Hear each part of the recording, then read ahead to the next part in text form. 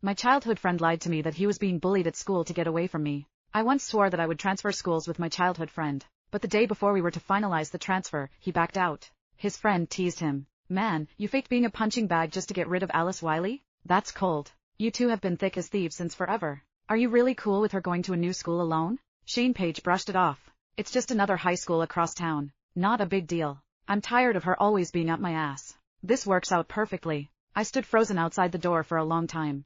Finally, I turned and walked away. On the transfer form, I crossed out Oathport High and filled in the international academy my parents had been pushing for. Everyone seemed to forget that Shane and I were never equals. The moment I overheard the truth, my heart slammed against my ribs. In the past month, my childhood friend, Shane Page, had been feeding me stories of being jumped, framed, and humiliated at school. I threw myself into shielding him, but I couldn't block every blow. When it became unbearable, I suggested he transfer schools for a clean slate. That day, he was soaked from a bucket of ice water, his sharp cheekbones ghostly pale. He grabbed my hand, trembling. I can't face a new place alone. We'd been inseparable since kindergarten, walking to and from school together for over a decade.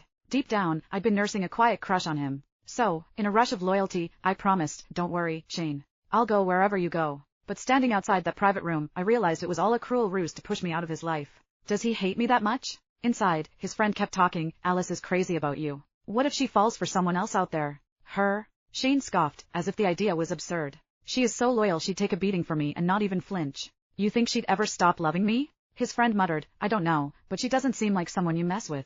No chance, Shane said lazily. Our school is full of rich kids, but has she ever given any of them a second glance? His tone dripped with disdain as he continued, she is always up my ass. It's annoying. The room burst into laughter, sharp and mocking. I wanted to run, but my feet felt rooted to the floor, forcing me to endure the humiliation. One guy clicked his tongue. First time I've seen someone push away a girl who is crazy about them. Respect, bro. But if you're sick of her, why not just tell her? She doesn't seem like the type to pester you. Shane frowned. She is too intense. Being straight with her wouldn't be that easy. He paused, then dropped the real bombshell. Besides, Esther gets all torn up whenever she sees Alice. She only feels okay when I'm there to hold her hand. I'm doing this for Esther's sake. Alice will just have to deal with it for a bit. It clicked like a puzzle snapping together. Shane started faking the bullying just a week after Esther Howell was transferred to our school. You sly brat. A new girl shows up, and you're already whipped? Someone chuckled. But Esther has got that fragile, damsel in distress vibe. Guys eat that up.